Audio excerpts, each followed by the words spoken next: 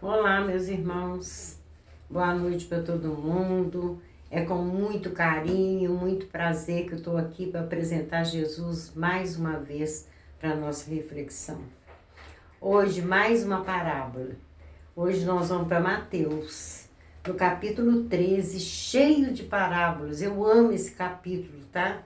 E a gente escolheu para os dias de hoje, eu falei que ia ser uma surpresa. Aliás, Jesus todo dia é uma surpresa boa, né? A parábola do trigo e do joio. No capítulo 13, ela é colocada do versículo 24 até o versículo 30. Ela é fantástica e, como sempre acontece com os ensinamentos de Jesus, é trazer para os dias de hoje. E essa parábola, ela é exatamente para os dias de hoje, que é a seleção do joio e do trigo. Vamos ver o que Jesus diz aqui? Começa com Mateus. Propôs-lhes outra parábola dizendo, como nós colocamos da última vez, Jesus não faz imposição, ele não impõe, ele propõe. Impor é diferente de propor. Então, assim, ele faz uma proposta, igual eu estou fazendo uma proposta aqui agora, né? Vamos estudar a parábola do joio e do trigo? Se vocês não quiserem, ou achar que tá enfadonho, esse meu jeito mineirão de falar devagar, né? Gente velha fala tão devagar mesmo, né? É só sair, não precisa. Você tá lá na plateia de um centro espírita ou de qualquer igreja, não gostou do que o orador disse, que o pastor ou o padre disse, levanta, vira as costas e vai embora. É proposta, nós estamos fazendo uma proposta de reverenciar, relembrar mais uma vez Jesus. Então tá aí a parábola do trigo e do joio, em que Jesus faz uma proposta dizendo. Claro que é dizendo. Por que Mateus tinha que colocar dizendo? É porque Mateus está querendo mostrar que Jesus não chega gritando, impondo, com palavreado difícil e coisas assim longas. As parábolas são curtas. A gente, nos dias de hoje, é que complementa com os estudos das obras subsidiárias, né? Em cima das obras básicas, que são os 5 livros de Kardec, baseado nos ensinamentos de Jesus, e depois vem as subsidiárias. André Luiz, Amélia Rodrigues, Joana de Ângeles, Ivone Pereira e muitos outros que vêm explicar Jesus para nós e também a beleza de aprofundar em cada palavra das parábolas de Jesus. Aí Jesus diz assim: o reino dos céus é semelhante ao homem que semeia boa semente no seu campo. Jesus gostava de comparar o reino dos céus a coisas da natureza, porque ele não contava com nenhuma tecnologia na época, ele tinha que mostrar o quê? Ele mostrava a natureza. Primeiro que ele gostava, né, da obra do Pai, nosso Pai que é Deus, das coisas maravilhosas da natureza. E ele gostava de chamar a atenção das pessoas naquela época para a questão do Deus amoroso, do Deus bondoso, do Deus amor, que ele colocou o nome de Pai. E um pai, ele não bate, ele não obriga, um pai não mata, um pai não gosta de ver sofrimento, né? Então Jesus vem apresentar um pai amoroso para nós. E ele sempre fala do reino dos céus, para a gente se preparar para essa vida espiritual. Ela é semelhante a um homem que semeia boa semente no seu campo. Esse homem é qualquer um de nós, tá? Mas aqui, Jesus, eu acho que ele está se referindo a ele mesmo. E o campo é o planeta Terra. E todos nós temos um campo, né? Para a gente lavrar, cada um no seu trabalho, cada um naquilo que faz no seu dia a dia. E também esse campo pode ser o nosso interior, semear a boa semente dentro de si, no seu interior, né? A boa semente, a semente do amor, a semente da caridade, da fraternidade e outras virtudes mais que a gente pode semear dentro da gente e também semear nesse campo ao nosso redor, que são as pessoas que convivem com a gente. Somente a boa semente. E principalmente no momento em que a gente está vendo tanta má semente plantada por aí, principalmente nessa coisinha chamada TV, né? E celular, a mídia de modo geral. Então, ele semeia só a boa semente. No versículo 2 aqui, que é o 25, ele vai dizer, mas, dormindo os homens, veio o seu inimigo. O que Jesus quer dizer com isso? Ele estava lá semeando a boa semente, mas ele dormiu. Nós dormimos. Quantas eras nós passamos dormindo, né, gente? Sem estudar, sem se importar com as coisas espirituais. É um sono que deu na humanidade nesses 2000 anos em que Jesus veio aqui e plantou a boa semente. Então, dormindo é quando a gente descuida. A gente está cuidando da boa semente, mas aí a gente descuida, deixa para lá, não vou fazer mais isso, tá fazendo eu perder meu tempo, não tá dando bom resultado, tô cansado, tô com preguiça, quero ficar ocioso, não vou mais semear essa boa semente, é dormir. Mas dormindo os homens, tá? Ele aqui está dizendo no ser que habita aqui a superfície terrena. Veio o seu inimigo. Quem de nós não tem um inimigo, gente? E o inimigo aqui também é de Jesus, é o anticristo. São as implicâncias que a gente tem ao redor da gente, até mesmo dentro de casa, até mesmo da própria família, que nos desanima, que vem colocar para a gente parar com isso, viver mais a vida social, se dedicar mais a isso ou aquilo, largar esse negócio de Jesus para lá. São inimigos. Às vezes, lá dentro do centro espírita, nós temos inimigos que têm inveja, que não gostam de ver nosso trabalho, quer ver a gente pelas costas. Então, Jesus vem colocar que esse inimigo veio, semeou o joio no meio do trigo. Todo mundo sabe o que é trigo, né, gente? É aquela sementinha que socada naquela época era socada, hoje é moída, né? Então, fazia a farinha para fazer o pão. O pão, inclusive, naquela época era um pão mais bruto, que era o chamado pão asmo, né? Aquele pão redondo que a gente chama de pão árabe. E o trigo, a gente sabe que faz um alimento que eu considero maravilhoso. Adoro pão, gente, adoro. Qualquer tipo de pão é comigo mesmo, gosto muito de pão.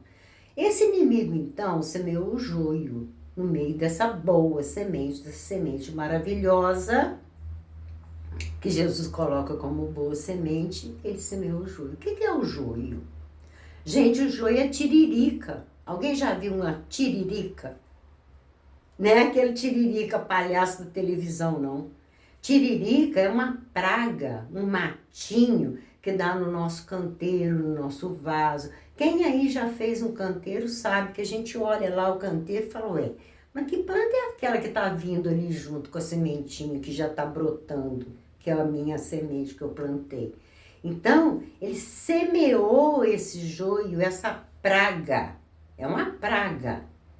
E no meio do trigo, aí Jesus encerra esse versículo 25 dizendo, e retirou-se, foi embora.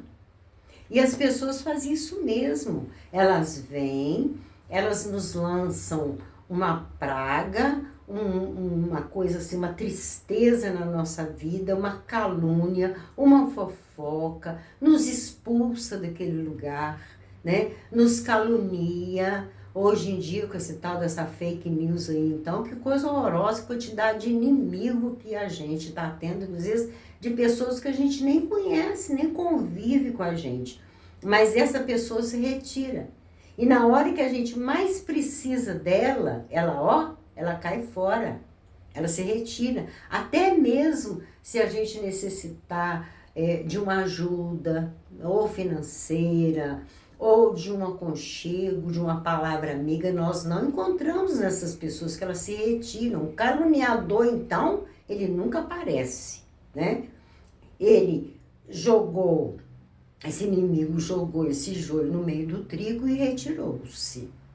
E no capítulo 26, ele coloca: e quando a erva cresceu e frutificou, apareceu também o joio. Então, o trigo está lá plantado, ele vem rompendo, né? A dificuldade da semente, né, gente? Romper aquelas pedrinhas, às vezes a terra dura, ele rompe e vem saindo lá de dentro. Aí junto com ele vem vindo o joio, a praga, a tiririca. Apareceu. O que apareceu? Muitas vezes o joio fica escondido. Aquele inimigo, ele fica escondido. Então nós estamos na época agora de aparecer, ou seja, cair as máscaras, o joio aparece. Aquele inimigo que vai contra o nosso trabalho de amor ao próximo, da caridade, o nosso jeito de ser, quer nos modificar a qualquer custo, entendeu? Ele então apareceu, ele cresceu junto, ali ó, junto com o trigo. No versículo 27, os servos do pai de família, indo ter com ele, disseram-lhe: quem são os servos? Os trabalhadores da seara de Jesus. Jesus nunca trabalhou sozinho, não, gente. Jesus sempre teve uma pleiade de milhares de espíritos junto com ele, desde a formação do planeta Terra. Afinal de contas, ele é o governador. Então, ele tem aqueles servos, ele tem aqueles que trabalham junto dentro dos ensinamentos e dentro das ordens de Jesus. Então, os servos foram ter com ele.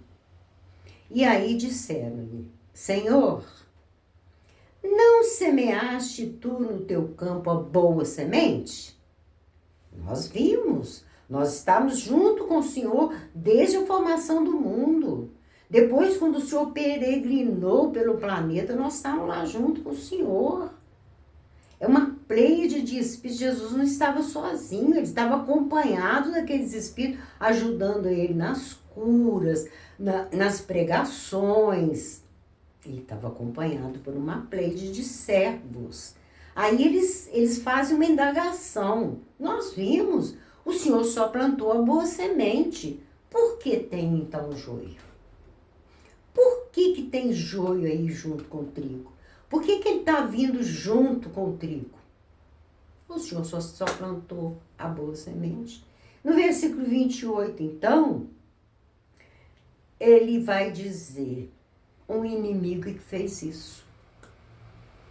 Inimigo de quem? De Jesus. Inimigo nosso, quando a gente quer plantar a boa semente.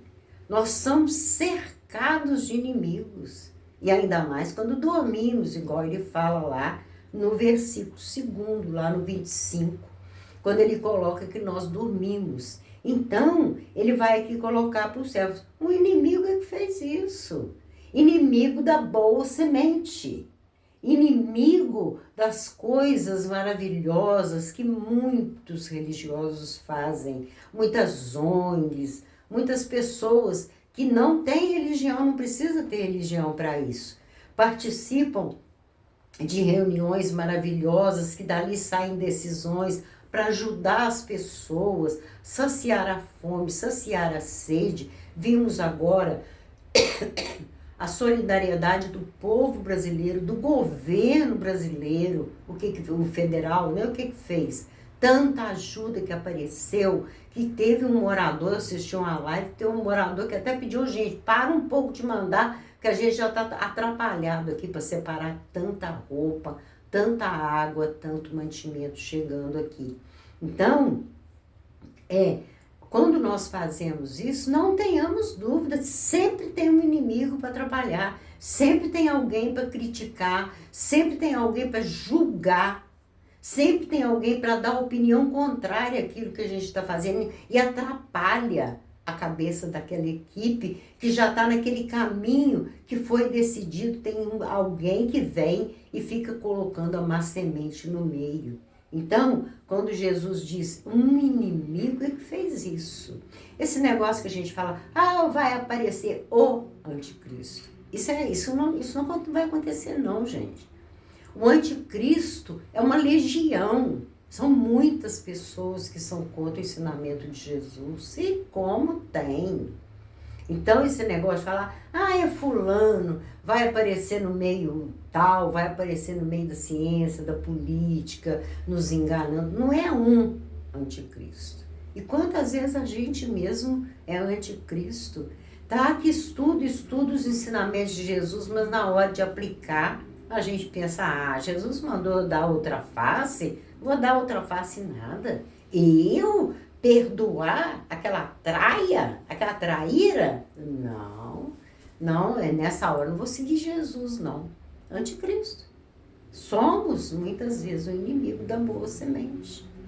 2000 anos que ele nos ensina a perdoar, 2000 anos que ele nos ensina a dar outra face, se alguém te pedir emprestado, empreste, tá no Sermão da Montanha, tá? Se alguém quiser roubar a sua capa, larga também o vestido, dá mais para aquela criatura. Então, até hoje, a gente fica relutando com esses ensinamentos de Jesus.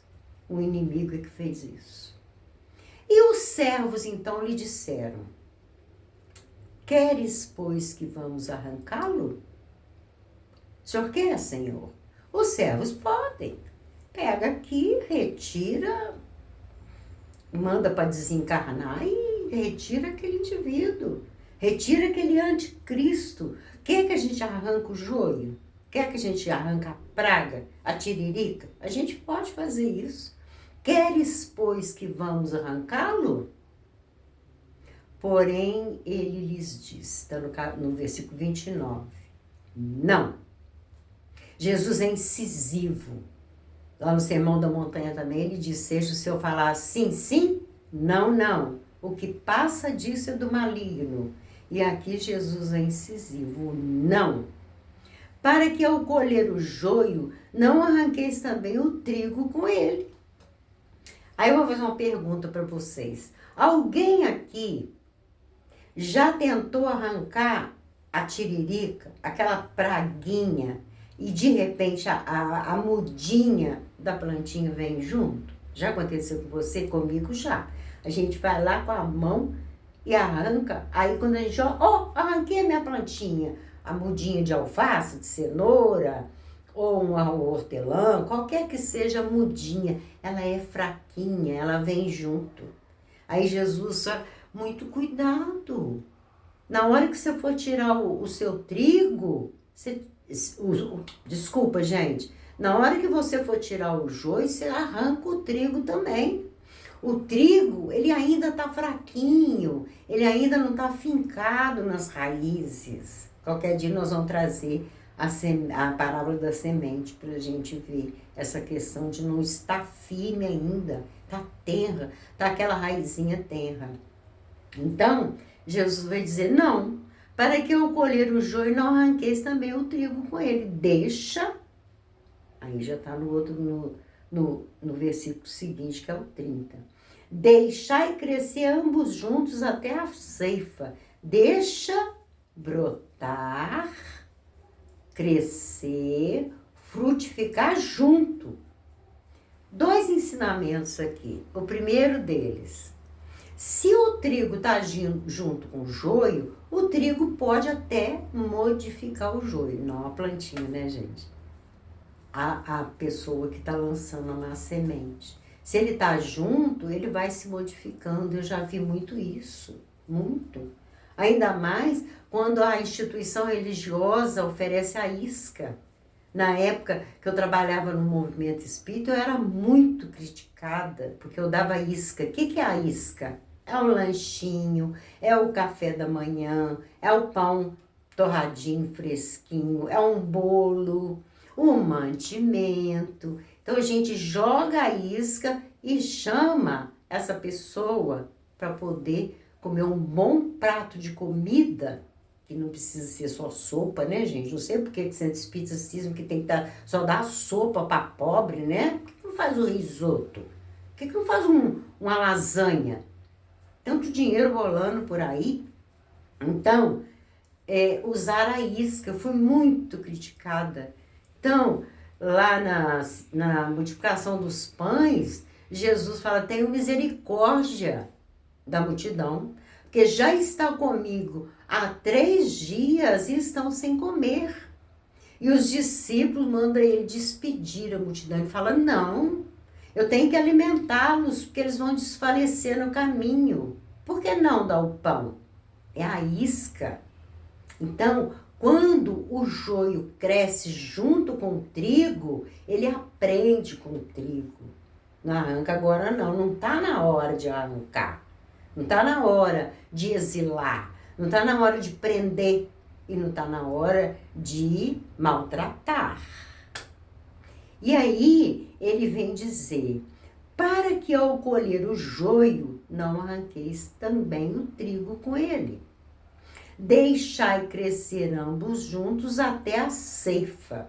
O que é a ceifa?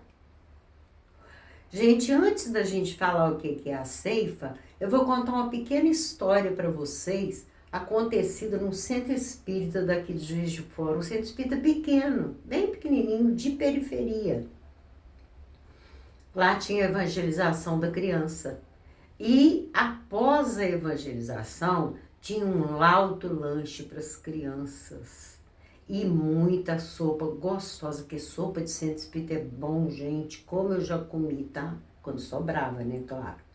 Então, a meninada daquele bairro pobre corria para lá, para poder comer, fome, estômago vazio.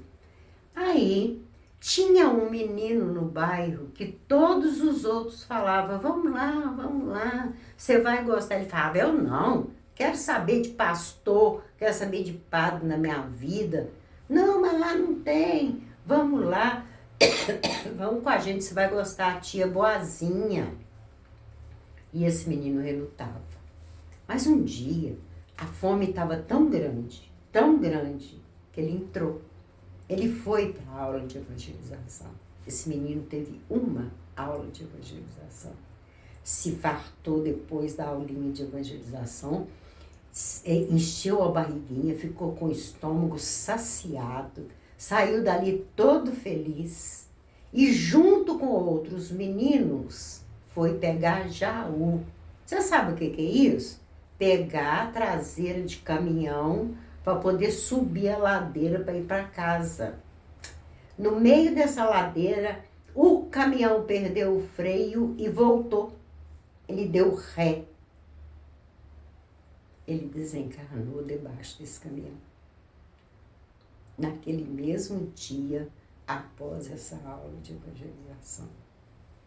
Na semana seguinte, numa reunião mediúnica, nessa mesma casa, o mentor da casa, naquele horário da fala dos mentores, o mentor da casa pediu a palavra através do médium e disse, vou relatar para vocês uma insistência de uma criança. É uma criança que insistentemente está me pedindo para trazer um recado para vocês. Ele não está aqui, ele está lá na colônia, mas eu vou dar o recado dele. O recado dele é o seguinte, tia fulana, eu aqui não vou falar o nome para não identificar, né, gente? Eu não tenho esse direito, nem de falar qual centro e nem falar o nome da evangelizadora. Tia fulana, eu quero agradecer a senhora, porque a senhora me ensinou tanta coisa que quando eu cheguei aqui eu já sabia tudo. Olha isso, uma aula.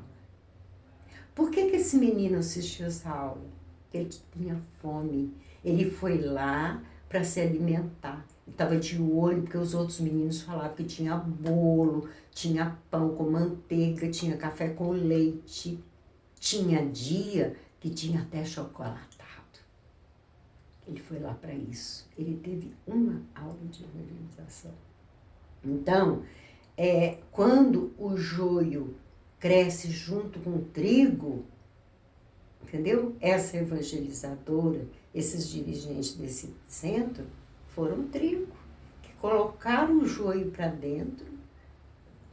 Pelo amor de Deus, não vão entender que o menino desencarnou porque ele teve uma aula, né, gente? Já estava na programação dele essa desencarnação naquele dia.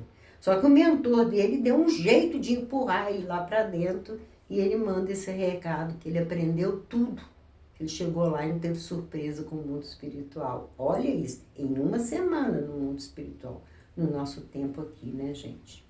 Então, Jesus, no último versículo, que é o 30, ele vai dizer: deixai crescer ambos juntos até a ceifa. O que é a ceifa? É a colheita.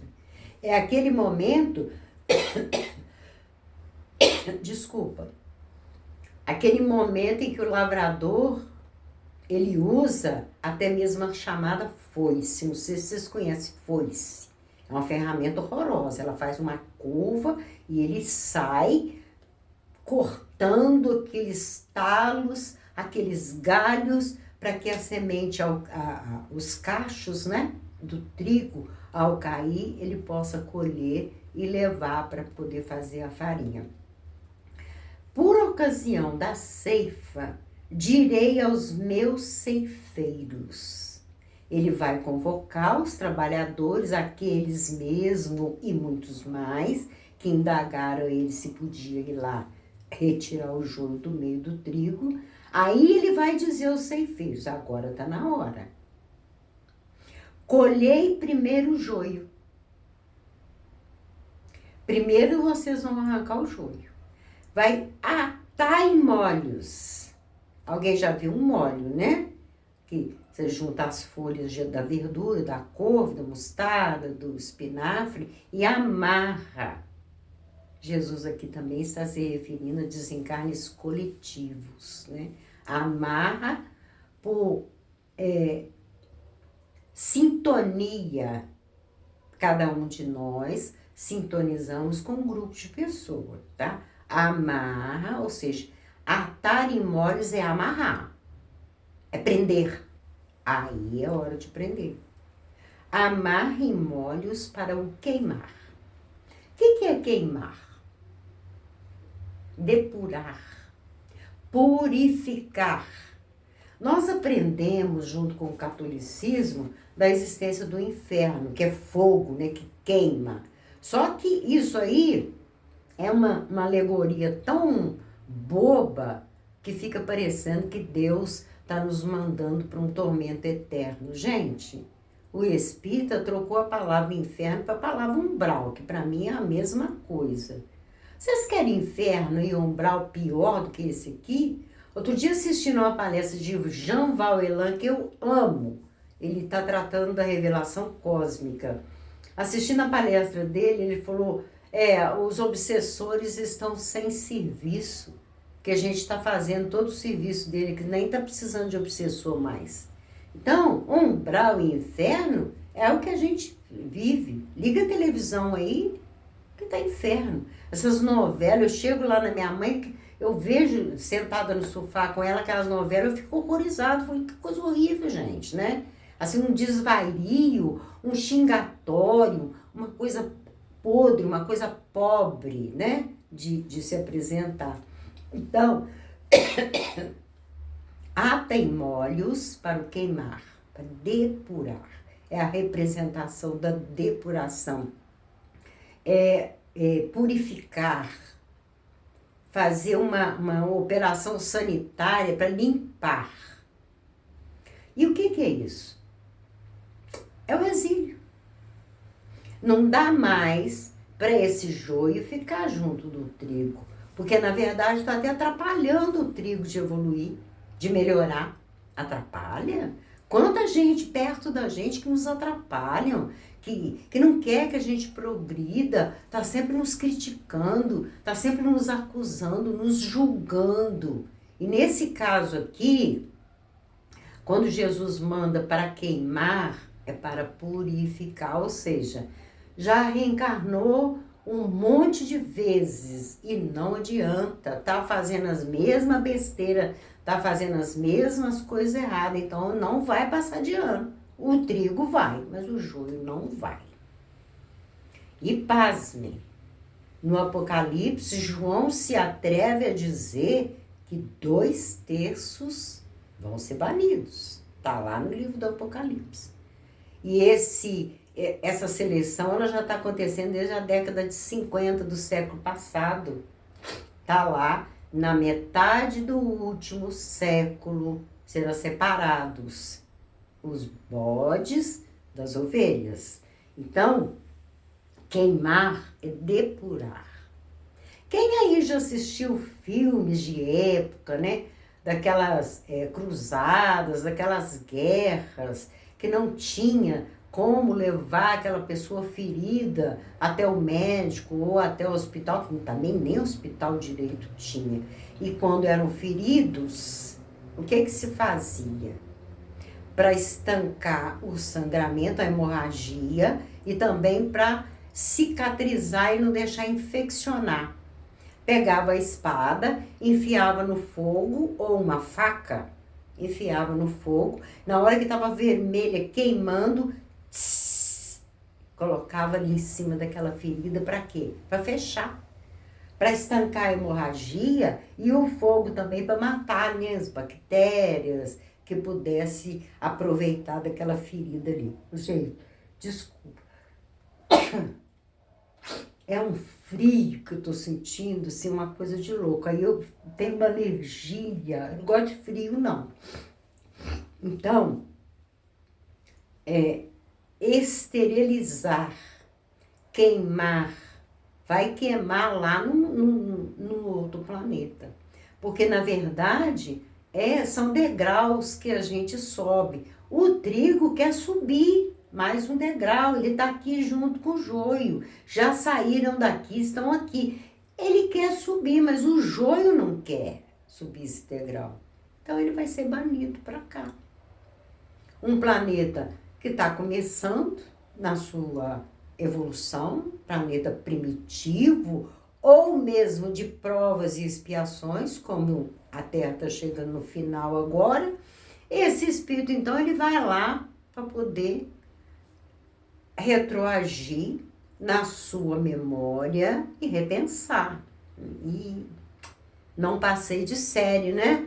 Deixa eu ver aqui o que eu posso fazer. E aí, nós lembramos do livro A Caminho da Luz, de Emmanuel, através de Chico Xavier. Fantástico esse livro, tá, gente? Eu já li assim várias vezes.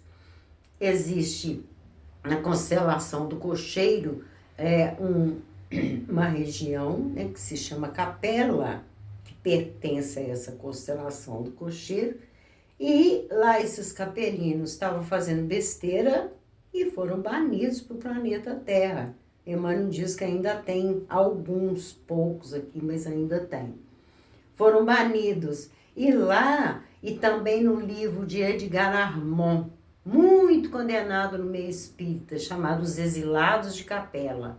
Então, Edgar Armand vem falar que esses capelinos, quando vieram para cá, que começaram a sua lida aqui, sofreram muito. Eles tinham uma saudade dentro de si, né, de um local que eles não sabiam o que era. Então, Edgar Armand fala que eles ficavam olhando para o céu para poder achar uma resposta para aquela saudade, aquele vazio dentro de si. Vocês já pararam para pensar o que é o exílio? Ficar sem celular, sem nenhuma tecnologia, sem geladeira, fogãozinho a gás, penicilina, anestesia, descobrir o fogo, inventar a roda, começar tudo de novo, como bestas feras, com tacape na mão para sobrevivência, caçando para poder se alimentar, até chegar naquela fase, né, de plantar e lavoura, aquela coisa toda. É um processo demorado e que machuca muito, o espírito aí acostumado a ter um controle na mão e ficar em frente com a televisão, de repente ele tem que ir lá, né? Aguentar as intempéries, não tem casa, até ele aprender a fazer um abrigo, e tudo sim muito difícil. Então, depurar, queimar. Eu vou dar um outro exemplo de esterilizar, que é lógico que vocês não vão lembrar. Eu tô com 76 anos e eu me lembro disso, mas vocês são tão novinhos aí, não vão saber o que que é. Gente, não, quando eu era criança e na minha juventude também, não existia seringa descartável, não.